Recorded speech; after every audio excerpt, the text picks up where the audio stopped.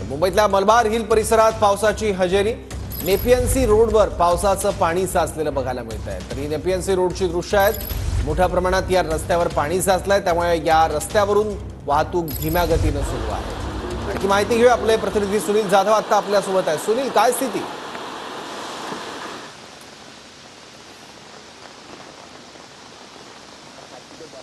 सौरभ, अगदी बरोबर आहे। सकाळपासूनच मुसळधार पाऊस जो आहे मुंबईसह उपनगरात कोसळताना दिसत आहे। मी सध्या भायखळा रस्त्यावरती आहे, नेपियन सी रोडवरती, आणि आपण पाहू शकता या ठिकाणी जी परिस्थिती आहे, मुसळधार पावसामुळे या ठिकाणी मोठ्या प्रमाणात पाणी साचलेले आहेत। या ठिकाणी ज्या कार पार्क केलेल्या आहेत त्यांच्या टायर देखील पूर्ण पाणी टायरपर्यंत पाणी पोचलेत। आणि हा मुसळधार पाऊस असा असेल तर या इंजिनपर्यंत पाणी जाण्याची शक्यता या ठिकाणी दिसून येत आहे। तर दुसरीकडे आपण पाहू शकतो की या ठिकाणी सोसायटीचा वारा देखील या ठिकाणी वाहत असताना दिसत आहे आणि मोठ्या प्रमाणात पाणी जे आहे ते या ठिकाणी साचलेलं आहे। पाण्यातून मार्ग काढत वाहन चालकांना आपले वाहनं चालवायला लागत आहेत। आपण पाहू शकता की ही मुंबई महानगरपालिकेची बस आहे, ती देखील या पाण्यामध्ये बंद पडू नये यासाठी वेगाने या पाण्यातून मार्ग काढत आपली वाहने जी आहेत ती चालत आहेत। तर दुसरीकडे पाहायला गेलं तर मुसळधार पावसामुळे अनेक सकल ठिकाणी पाणी साचण्याची शक्यता वर्तवली जाते। अनेक ठिकाणी पाणी साचण्यास सुरुवात देखील झालेली आहे।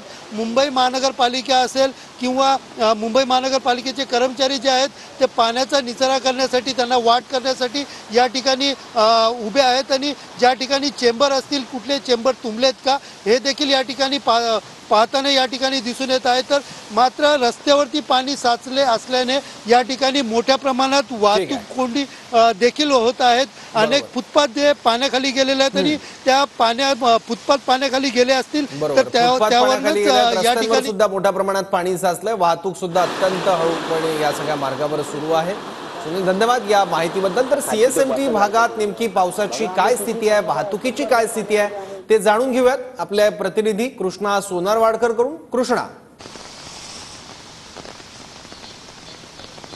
सौरभ, आपण पाहतो की मुंबईमध्ये पहाटेपासून मुसळधार पाऊस जो आहे तो पाहायला मिळतो आहे आणि त्यामुळे अनेक सखल भागामध्ये आता हळूहळू पाणी साचताना सुद्धा पाहायला मिळतं आहे। सीएसटी परिसरामध्ये सुद्धा मुसळधार पाऊस सुरू आहे आणि हवामान खात्याने वर्तवलेल्या अंदाजानुसार पुढच्या 3 ते 4 तासामध्ये मुंबई आणि आसपासच्या परिसरामध्ये मुसळधार पावसाचा इशारा जो आहे तो देण्यात आलेला आहे। आणि त्यानुसार मुंबईतल्या सखल भागामध्ये जर अशाच पद्धतीनं पाऊस पुढच्या काही तासामध्ये पडत राहिला तर सखल भागामध्ये पाणी साचू शकतं। त्याचबरोबर मुंबईच्या लोकलवरती सुद्धा आता हळूहळू परिणाम जो आहे तो होताना पाहायला मिळतो आहे।